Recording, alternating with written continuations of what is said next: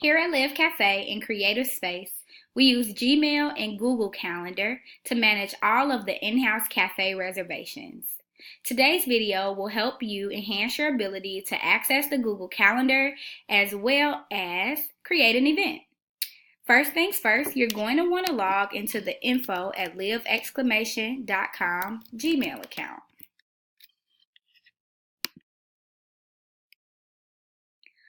Once you've logged in the top right-hand corner, you will see a small box with dots in it. Click there, and you'll be able to then see all of the Google applications. For the sake of today, we'll be focusing in on the calendar. Once you click calendar, in a second tab, this will appear. It's important to make sure that you're viewing the calendar in a way that's preferable for you. You can view it by the day, the week, the month, or the year. For today's video, we'll be using it in week setting. Now, when someone sends an email and says they want to book the cafe for a table reservation or for an event, the first thing you're going to want to do is check to make sure that it's available. Let's pretend Lindsay sent an email and said she'd like to book the conference room space on Tuesday, April 30th from 10 a.m. to 12 p.m. Go to April 30th and see if that time slot is open. It looks like it is. You're going to want to go to the left-hand side and hit Create.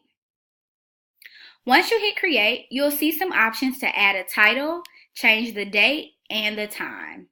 First thing you're going to want to do is make sure the time is correct. April 30th from 10 a.m. to 11 a.m. You're going to want to put in Lindsay's name,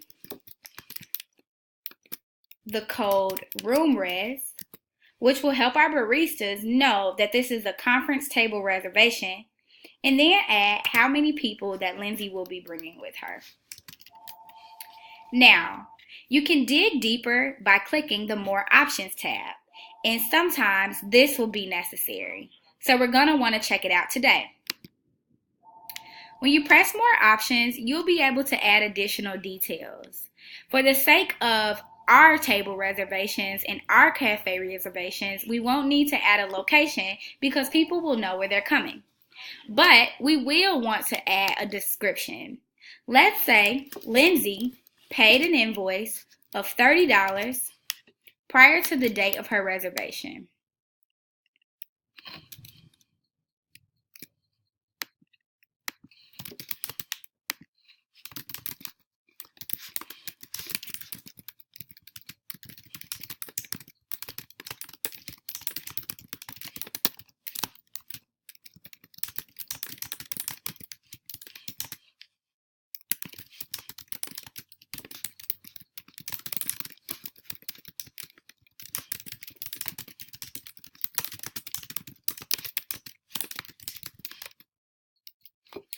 Lindsay paid $30 in advance. Please allow her and her group to make purchases up to that amount.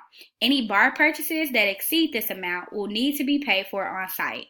This will help our staff keep track of purchases made during the room reservation. Or let's say that Rashida waived the fee for a friend.